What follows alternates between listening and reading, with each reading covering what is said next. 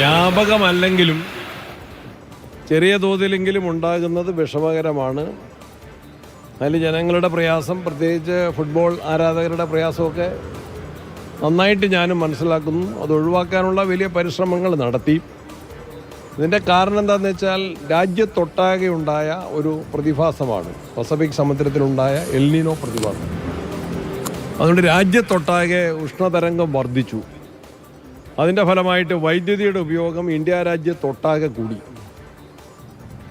നമ്മൾ March April മാസങ്ങളിൽ നമ്മൾ കൂടുതൽ ഷോർട്ടേജ് വന്നപ്പം മറ്റ് സംസ്ഥാനങ്ങളിൽ നമ്മൾ കടം വാങ്ങിയിരുന്നു.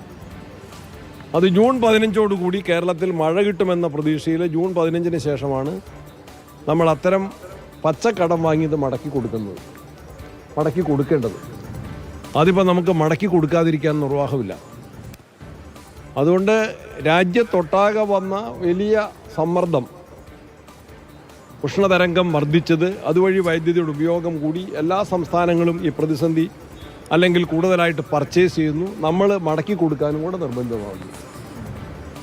മറ്റൊരു കാര്യം, നമ്മളുടെ സോളാറൊക്കെ ഉൽപ്പാദിപ്പിക്കുന്നത് പകൽ സമയത്താണ്. രാത്രിയിലാണ് നമുക്ക് ഏറ്റവും വലിയ ക്ഷാമം നേരിടുന്നത്.